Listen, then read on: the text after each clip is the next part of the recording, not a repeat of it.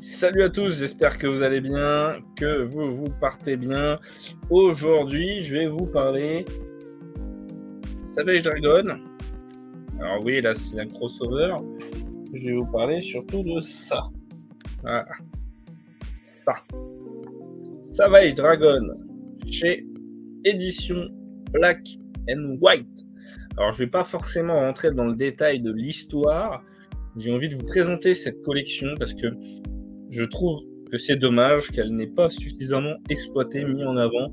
C'est un titre qui est de la même période que l'époque Spawn et qui est sorti chez Image Comics. C'est Erik Larsen qui est notamment connu pour avoir suivi les pas de McFarlane sur Spider-Man, sur un très bon run, mais également pour avoir créé Savage Dragon en plus de 300 numéros sur plus de 30 ans. Et donc, pourquoi je vous parle de cette collection? C'est pas anodin, c'est pour déjà parler du très bon travail des éditions Black and White sur la deuxième série, donc la série du fils, qui suit finalement la série principale, hein, parce qu'en fait, on a les aventures du père qui avait été publié, il me semble, chez Delcourt au tout début, il y a très longtemps, et qui était pas poursuivi, tout simplement, ce qui est un peu dommage. Et en fait, les histoires du fils suivent directement, donc on n'est pas vraiment sur un vrai numéro 1, mais vous pouvez très bien commencer par cette porte d'entrée pour commencer. Savage Dragon, c'est un espèce d'extraterrestre avec une crête, hein, qui s'appelle Malcolm, voilà. Et Erik Larsen qui est très engagé aussi politiquement, hein, surtout sur les dernières covers qu'on peut voir où il y a de l'anti-Donald Trump. Bon, chacun son avis, hein, on ne parlera pas politique évidemment ici, mais je voulais vous parler de cette collection et de ce personnage que je trouve formidable, et d'avoir si peu de récits en France, je trouve ça un peu dommage, et j'espère pouvoir, par ma modeste participation, vous parler de ça et relancer peut-être l'intérêt qu'on peut avoir pour ce personnage. Donc, Savage Dragon, qu'est-ce que c'est Savage Dragon? Comment je peux vous en parler rapidement? C'est un espèce de policier à la base, ça c'est le père, qui a une espèce de Hulk avec une crête, hein, pour réduire les choses au minimum. Beaucoup de baston, c'est du comics de baston, mais avec des sujets très sérieux et des sujets totalement pas sérieux du tout, pour être totalement franc avec vous. Et donc, pourquoi je vous parle aussi de cette collection? Parce que déjà, elle est qualitative, et qu'en plus de ça, va y avoir un Ulule dans pas longtemps pour la série sur le père. Donc, je vous parlerai moins d'histoire du père parce que je la connais pas forcément. Je les ai lus il y a un petit bout de temps quand c'est sorti, hein, donc vous m'excuserez si je connais pas forcément tous les titres par cœur avec le détail de l'histoire, mais voilà. Erik Larsen, il a fait 300 numéros sur cette série, ça reprend à partir des épisodes 193, et on a même une introduction pour vous expliquer qui est le personnage, et vous pouvez très bien commencer avec cette série. C'est une édition très qualitative. Il y a 3 tomes pour l'instant. C'est sorti en 2022, si je dis pas trop de bêtises. Pour ce premier tome, on est sur du 20 €. Pourquoi je vous parle aussi de cette collection, on allait plus loin? C'est parce que je suis allé en Alsace et que Black and White propose de visiter ses locaux si vous êtes dans le coin pendant vos vacances. Donc j'ai contacté Raphaël, qui est un amour, je l'avais déjà vu sur Lyon une première fois, et on a parlé, et voilà. Donc l'histoire, c'est un jeune en fait qui a ses propres problèmes, qui a des pouvoirs, et qui finalement a aussi des histoires de cul et des problèmes d'ado. C'est très intéressant, et il a une première copine, puis une deuxième, puis une troisième, et donc ce tome 1 est à 20 €. C'est une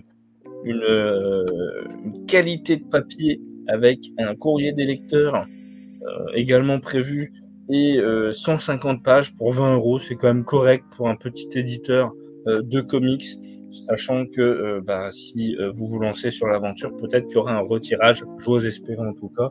Je vous ai montré ça parce qu'il y a eu pas mal de crossovers avec Superman, avec les Tortues Ninja dans les premiers numéros de Savage Dragon aussi, hein. Donc ça c'était chez Lug, Semi plutôt, mais en tout cas dans les premiers numéros on aura les Tortues Ninja. Donc le tome 2 il est là, Donc il y a d'autres super-héros, on revoit même le père revenir de temps en temps. C'est vraiment une très très bonne série. Ici, on est sur la couverture classique sur ce tome ici présent. Je vais essayer de vous sortir le tarif, parce que je vais évidemment pas préparer grand-chose. L'idée, c'était vraiment d'en parler à l'arrache pour le fun. Il semble qu'on doit être sur du 24 € pour cette édition classique. On est effectivement sur du 24 €. On a une autre édition, alors celle-ci, je l'ai rachetée parce que ça me tentait bien de l'avoir sur ce numéro-là, avec une couverture dessinée par Jack Kirby, a priori, en tout cas d'après Jack Kirby. Cette édition-là, pour vous en parler, elle était à 28 €, qui reste un prix correct pour une variante cover. Et l'exclusivité, voilà, c'est qu'on a une cover hommage plutôt au travail de Jack Kirby, ce qui est assez sympathique, on va pas se le cacher, et qui a des grosses références au Captain America, notamment avec les différents soldats. Bon, sinon, le contenu est le même. Et on a eu un tome 3 où là, on a les conséquences. Il doit se marier avec sa petite copine. Il fait un plan à 3 avec des nanas. Et il y a aussi le fait qu'il y a une de ses petites amies, ex-petite amie, qui meurt en lui faisant croire qu'elle avait un enfant, et elle avait un enfant, globalement, hein, et qui meurt suite à ça. Je vous pas trop de spoilers, mais en tout cas, des thématiques très intéressantes. Et évidemment, pour le tome 2, il y avait une couverture coquine que je vous montrais pas, qui était à peu près dans les mêmes prix de mémoire. Je vais quand même vérifier sur le site pour vous donner les différents tarifs. On avait une cover pour le 1 aussi par Gérald Parel, qui était elle à 25 €, ce que je trouve entièrement correct. Je découvre les prix avec vous, hein. Je n'ai pas préparé tout. On a 28 € pour l'édition coquine, limitée à 150 exemplaires, qui est très coquine d'ailleurs, hein, parce qu'on a des femmes toutes nues sur la couverture. Je ne vous en dis pas plus. Et pour ce tome 3, on doit être, si je suis les informations du site, à 35 €. Et en plus de ça, on a les premières aventures de Ant. On a un peu plus de pages quand même, hein. On va pas se mentir, on est sur du 208 pages. C'est un peu plus cher aussi, c'est logique, il faut arriver à ses fins. Et j'espère qu'en tout cas, on aura une tome 4, voilà, et une suite. Mais ça dépend aussi de vous. Si on a suffisamment de contributeurs, je suis absolument pas payé pour en parler. Mais voilà. Pourquoi je vous dis ça? Alors, Ant, c'est un personnage qui appartient à Gulli quelque chose, un nom comme ça. C'est un Italien, je crois. Je suis en train de regarder. C'est Mario Gulli, voilà. Et là, j'ai que le tome 2. C'était sorti chez les éditions Réflexion. Si jamais quelqu'un veut me vendre le tome 1, je suis preneur, j'en profite, hein. Et pourquoi je vous parle de ça? C'est que c'est une série en 12 tomes, je crois, si je dis pas de bêtises. Et donc, il n'y a que 2 tomes en français, hein. Il y a 12 chapitres précisément. Je vérifie quand même que je ne dis pas de bêtises. Chapitre 6, c'est 10 chapitres alors peut-être. Et donc à un moment, il croise même le personnage de Spawn. Donc, c'est une histoire un peu alambiquée. Pourquoi je vous en parle? Parce qu'il y a la suite là-dedans, toujours avec un courrier des lecteurs. Donc, j'espère avoir ce tome 3 très rapidement pour ce tome 4 pour Savage Dragon et ce tome 1 pour Ant.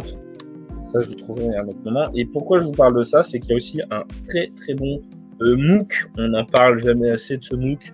C'est Black and White. Alors ici, c'est un recueil avec des interviews, le travaux de plusieurs personnes.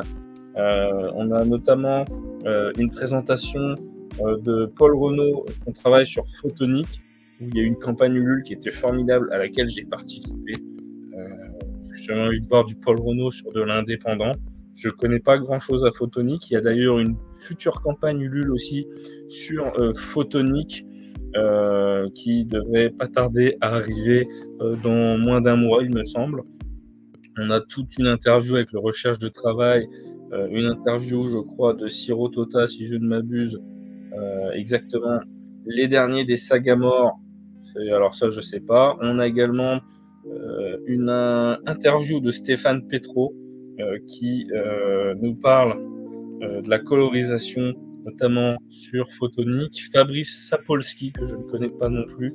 Donc il y avait eu une première histoire là-dessus. On a un récit sur Photonic également. On parle Savage Dragon avec Erik Larsen et on a la transition entre le tome 2 de Ant, donc la première série par Mario Gulli, et la transition avec le rachat de la licence par Erik Larsen pour ensuite la faire venir dans un crossover de Savage Dragon sur le tome 3, je crois. Et après, on parle de Joe Kubert et de Will Eisner avec Phil Cordier, qui est un grand fan de Daredevil.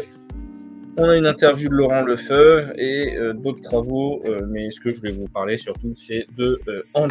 Donc voilà, un MOOC qui était à une quinzaine d'euros, je crois, si je ne m'abuse, qui m'a été en plus dédicacé par toutes les personnes qui étaient présentes quand j'étais à Lyon. J'en avais parlé un petit peu sur la chaîne de la cave, non pas la cave, c'est Camille, cherchons un trou de mémoire, Camille qui est un amour, la taverne de Luc, voilà, la caverne, n'importe quoi, la taverne de Luc, abonnez-vous aux copains.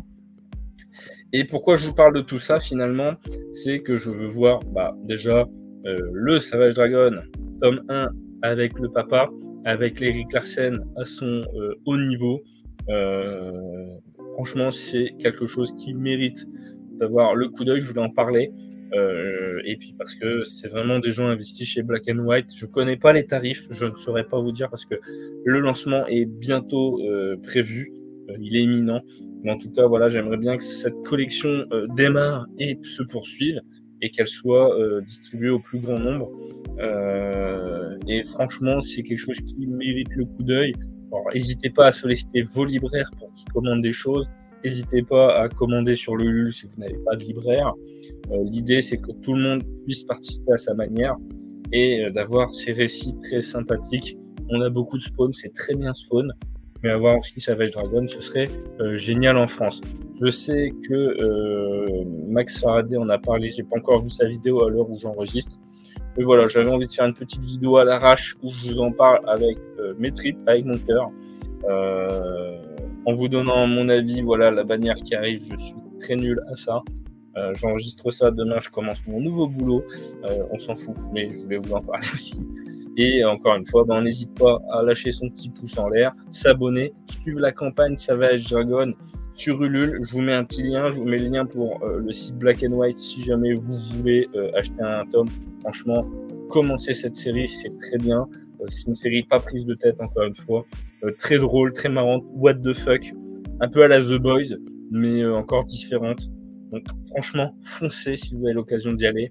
Vous allez kiffer, clairement. Et puis prenez soin de vous et sollicitez, soutenez cette campagne et faites du bruit, partagez cette vidéo pour qu'on puisse parler de cette campagne autour de nous. Salut, ciao.